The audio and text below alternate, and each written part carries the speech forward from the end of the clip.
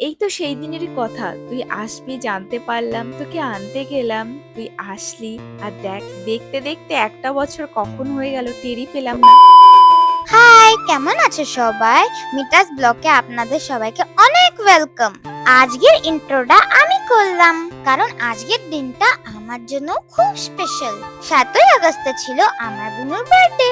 আর সেই দিনও কিন্তু এমনই বৃষ্টি হয়েছিল, তুমি জানো মা? সেই দিনও কিন্তু এইরকমই বৃষ্টি হয়েছিল। এর থেকে বেশি ছাড়া কম নয় কিন্তু। আর আজকের দিনটাও দেখো কি মুষলধারায় বৃষ্টি।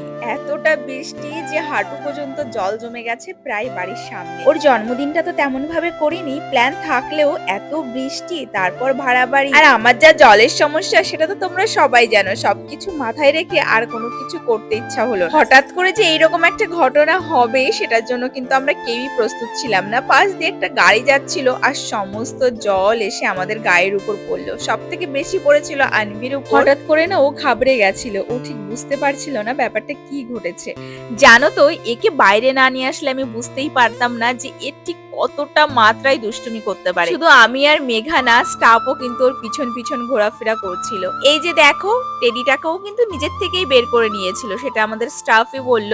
ভাই ওর থেকে তো হাইটে ওজনে দুগুণ বড়, তাহলে কি করে পারলো? কেনাকাটার কি করব, ওর পিছনে ঘুরতে ঘুরতে আমরা দুজনেই ক্লান্ত। কিন্তু আমার থেকে বেশি মেঘা, কারণ সামলাচ্ছিল ওই ওকে। আর জামা কাপড় এত কিউট কিউট, এত সুন্দর কালেকশন, আর এত কম প্রাইসের মধ্যে না দেখলে বিশ্বাস করা যায় না। হঠাৎ করে একজন স্টাফ বলল, ম্যাম দেখুন জামা কাপড় যা যা ভাঁজ করা ছিল সেগুলো বের করে করে নিচে ফেলছে। ওইখান থেকে তো নিয়ে আসলাম, এবার সিঁড়ি দিয়ে উপরে উঠছে। কাউকে দেখেছে সিঁড়ি দিয়ে উপরে উঠতে, ও সিঁড়ি দিয়ে উপরে উঠবে, সেখান থেকে নিয়ে এসেছি। মেঘা কোলে করে নিয়ে বসেছিল, ওকে আর নিচে ছাড়ছিল না। আমি তো ভাবছি মনে হয় ওকে আদর করছে, কিন্তু দেখো কামড়ে ওর মুখটা পুরো একদম লাল করে দিয়েছে। ওকে ধরে বসে রয়েছে কেন, ওকে ছাড়ছে না কেন, তার জন্য এই ভালোবাসাটা ওকে দিল। দেখতে পাচ্ছো কিভাবে কামড়েছে।